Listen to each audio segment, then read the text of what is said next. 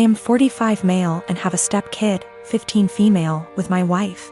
I can say that me and her parents' house are very different. I don't think that she shows any patience with them, and I don't like that.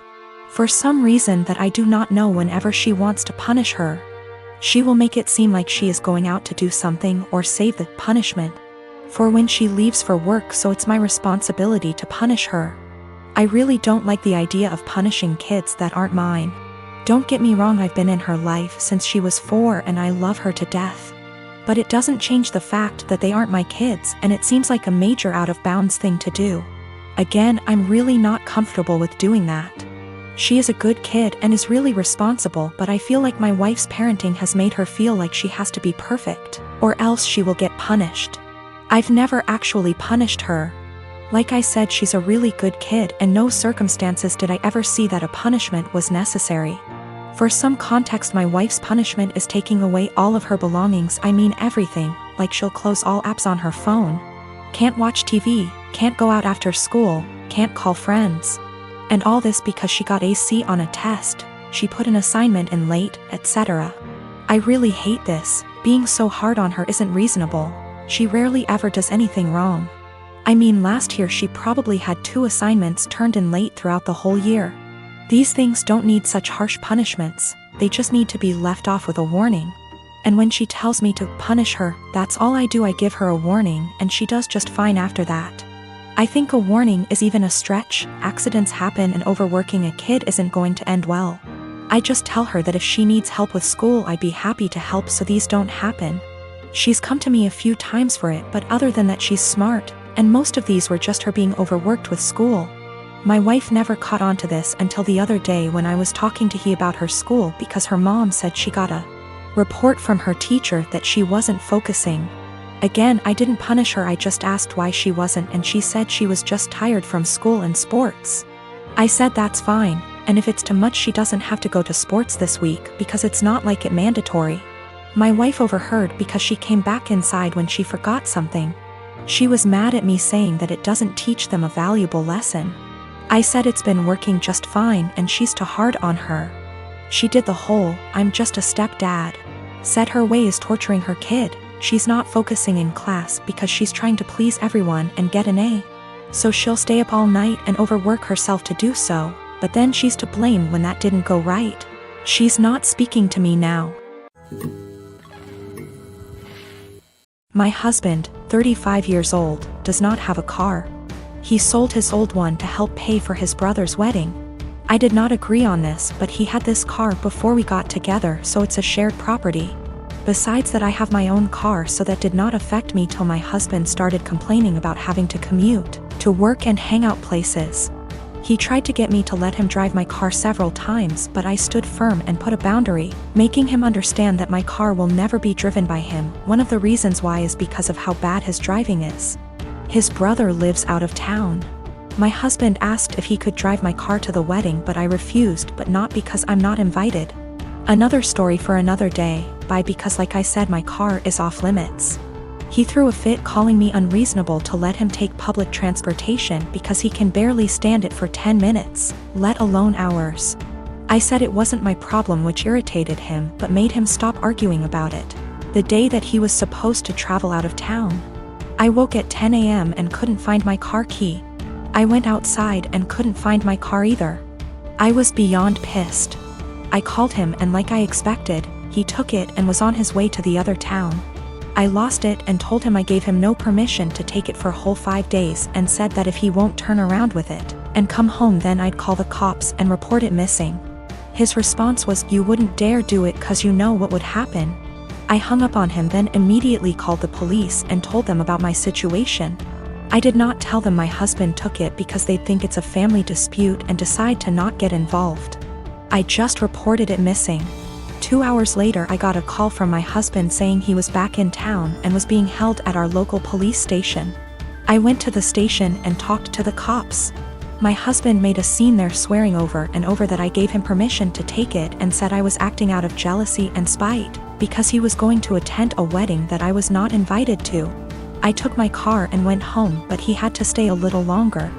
He came home in the evening and went on a rage fit about how I created an awful situation and almost caused him to miss his brother's wedding. He called me vindictive, bitter, and a lunatic to call the police on him and try to accuse him of stealing my car. He had to leave the same day to be able to be there with his family and decided to extend his stay, and he still hasn't gotten back yet. Right now his mom and brother are blasting me for what happened and calling me spiteful. I have a cousin by marriage, husband's cousin, that's 22 and dying of cancer.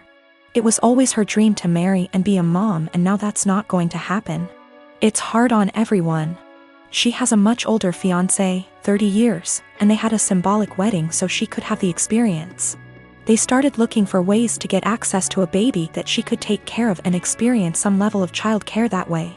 But with 2020 and ethics in general, there's not a lot of ways to do that safely. My husband and I have the first and so far only children of our generation, who are 10 months and 23 months old. I had hopes that it wouldn't happen, but her parents asked me if she / they could borrow my younger baby for a few weeks. The cousin and her fiancé would basically be play acting having a baby. Her parents would also join in on pretending. There would be photo shoots and everything. This makes me really uncomfortable. It's really creepy. I cannot understate how creepy I think this is. I know that her not getting to live her dreams is sad, but I don't think this is the answer. I'm worried it will be traumatic for my baby. She's almost a year old and will, well, notice that her entire family will just vanish overnight for what will seem like forever. She's also still nursing, and they don't really seem to care about this factor. I'm really worried about problems down the road. This is setting a dangerous precedent of my child living under other guardianship. Her parents will have time to get attached, and they could try to use that for familial pressure if not legally. Her fiancé is also a wild card in that regard. I said no, and my husband's entire family is hounding us about this because her time is running out and it's time sensitive. They say we're being selfish. They say that we could use this as a free vacation and bond with our older child because I popped them out so close together. They want to compromise now by letting me come by a few times a day to bring milk. We still don't want to do this. Yesterday afternoon, we got an email from the cousin's parents offering actual dollar amounts for us to agree. We got enough from that to file a police report and at least get the threat in writing. We also had a call with my husband's parents and his siblings to basically clear the air. Apparently what they were telling people they asked for and what they were actually asking for were very different. Everyone on that call now had them blocked on social media except for mother-in-law, because of the cousin. I am 20 female, have recently moved out of my mother's house for college. I enrolled in scholarship. The other night, my mother wanted her, my younger brother, and I to have dinner together. It's been a while since we've spoken, and I'm afraid this might happen again. We were having a nice night, the dinner was delicious, and honestly, we were all having a good time. Eventually, we got onto the topic of how things were when I was younger. I made the comment on how her behavior when I was younger made me feel like I missed out on a lot of things as a child. She disagrees, and tells me that I'm being dramatic, and that my childhood was perfect. Quote, I was lucky to have a mom who cared as much as she did. My mother gave birth to me when she was 18. My father walked out when I was young, due to a personal conflict between the two. So, she raised me on her own until I was 7. She met a guy, and they ended up having a kid together, my younger brother. He was a golden child to my mom. His father was only a temporary item, as he left as well, soon after. Although the father of my brother was still visible in his life, I didn't have anyone to look up to as a father figure. Eventually, my mom went through a phase of depression after they separated. She started to care less and less about her children, and more about her parties and men she wanted to sleep with. It ended up getting so bad that by the time I was 10, I was a full-time caretaker of my younger brother. With the exceptions of the weekends he was with his father. I started to cook, clean, do everyone's laundry, and take care of everything outside of the boundaries of my home.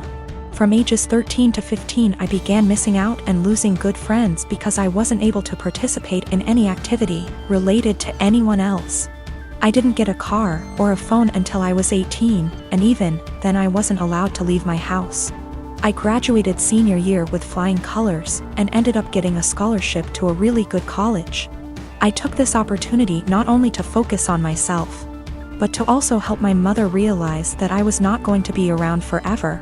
When she found out I got the scholarship, she threw a fit and told me I wasn't allowed to leave my responsibilities here at home. I left a week after the conversation. I did make sure that my younger brother was safe with his second guardian at the time. My mother and I talked on some occasions but never really kept contact.